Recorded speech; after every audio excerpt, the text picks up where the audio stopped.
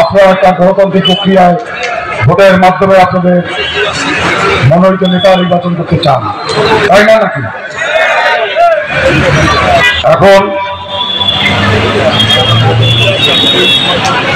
একটি আমাদেরকে ভুল বোঝার কোনো কারণ নয়, একটি ভোটার তালিকা নিয়ে আপত্তি নিষ্পত্তির জন্য আমরা আমাদের আহ্বায়ক শ্রমিক দল এবং সদস্যিক অসুস্থ থাকার কারণে বারবার যোগাযোগ করা সত্ত্বেও সঠিকভাবে নিষ্পত্তি করতে পারিনি। ওইটা সহ ভোটের যে হিসাব 279 জন, আরেকটি হিসাব 241 জন।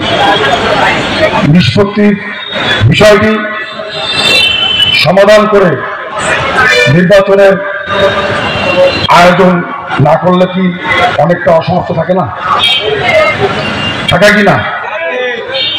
এখন এই মুহূর্তে আমাদের অভিভাবক সংগঠন বিএনপির নির্দেশনা আছে, মনাবাই 3 ভাই নির্দেশনা আছে। আপনাদের সারাক্ষণ যারা পরিশ্রম করছেন, এই সোনাডাঙ্গা থানার বিএনপির নেতৃবৃন্দের নির্দেশনা আছে। সোনাডাঙ্গা থানা আমাদের পর নয়, সকলেই আমাদের আপন, যে জিতুক যে হারুক সকলকে নিয়েই তো আমাদেরকে চলতে হবে। এখন আমরা নির্বাচন চাই একটি তর্কবিহীন, একটি আপত্তিবিহীন।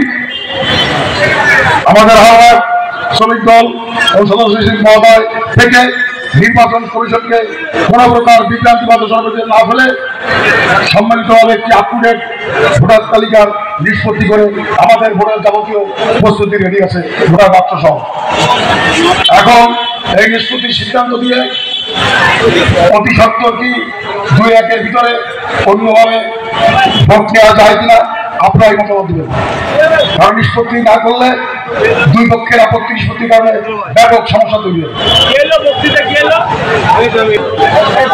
আপনারা যুক্ত আছেন বাংলাদেশ মেইল 24 নিউজের সাথে। সরাসরি দেখতে পাচ্ছেন খুলনা জেলার সবাই শান্ত থাকেন, সবকিছু সম্মেলনে প্রধান অতিথি বক্তব্য দিচ্ছেন।